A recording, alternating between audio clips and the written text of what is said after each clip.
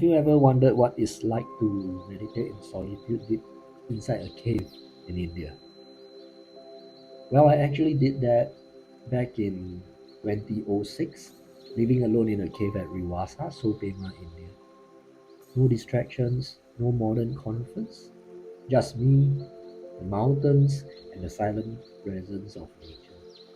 Today, I just want to share that journey with you, not because I think you should do the same, but because I believe there's something universal in that longing to find stillness, to listen deeply to life itself, and to rediscover our own innate well being.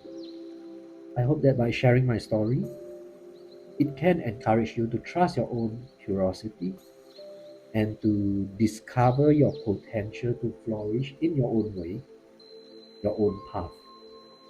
To give you some background, Sopema is in India. It's a pilgrimage site where it's believed that Guru Rinpoche, also known as Pema Sambawa, and his consort Mandarava practiced together. So, what actually prompted me to go there and practice? Well, my passion for meditation was actually sparked when I met a great Mahasiddha, the late Druang Rinpoche in Singapore back in 2003. I actually made a video sharing Rinpoche's life story based on this book. If you are interested, you can click on the link below later to check it out. Inspired by Rinpoche, I started going for pilgrimages, doing short retreats, visiting masters, learning, asking for empowerments, oral transmissions, and practical instructions on how to really do the practice. So, with that strong inspiration and longing, I made my way to Sopema, India, and finally found a little cave to settle down in. It wasn't some fancy setup, very simple, just the basics for survival. Let me share a bit about how life was like inside the cave. The cave I stayed in was about a 10-minute walk upslope from the village, heading towards the main hilltop where Guru Rinpoche and his consort Mandarava practiced. It was quiet, slightly hidden away from the usual path. Before me, there was actually an old monk who used to stay in that cave. After he passed away, the cave was left empty for a while. When I found, I requested to stay there and was given permission by Rinpoche. It was very humbling, almost like stepping into the footprints of those who had walked the path before. I didn't bring much with me, just a small oil lamp, a torchlight, a simple mattress, some basic utensils, and small fire stove, enough to survive. That's all I needed. For food, it was very simple, mostly just rice and potatoes. There was a kind Tibetan family living in the village below who helped me with food. Every 2 or 3 days, they would walk up to my cave to collect a note from me where I would write down what I needed. Sometimes I cook by myself, and other times I would ask them to help prepare some cooked food for me. They were really kind and supportive, and I'm truly grateful to them. As for water, every night I would walk down to the village carrying an empty 10 to 20 liter jerry can. There was a hand pump, the common type you often see in India where villagers draw underground water. And I would pump the water manually to fill up the container, then carry it all the way back up to the cave. This became part of my daily routine. During my time in the cave, I focused mainly on two types of practice. First was Samatha meditation, also known as calm abiding. It is basically training the mind to stay focused by focusing single pointedly on a chosen object. Sometimes it could be the breath, sometimes a visual object. But the key is to keep the attention relaxed yet stable. I also did deity practice, which involves mantra recitation and visualization. I followed a sadhana, a structured practice text to guide the process. Through this, the aim is to deepen concentration and develop insight into the true nature of reality. Both practices complemented each other, one building stillness, the other opening up wisdom and compassion. So, what kind of experiences came from doing these practices day and night? Living in the cave, one thing I noticed very quickly was how natural my body's rhythm became. When the sun sets, I would naturally start feeling sleepy, no need for clocks or alarms. And before sunrise, I would wake up automatically, feeling fresh and clear. No sense of lethargic or heaviness.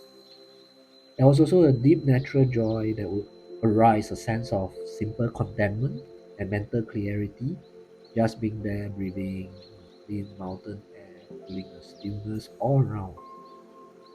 And there's one particular moment that has stayed with me to this day was the moment a little bird came to feed from my hand. In Normally in the afternoon, sometimes I would stand outside my cave just soaking up the sunlight. One day a small bird landed on a rock nearby, watching me.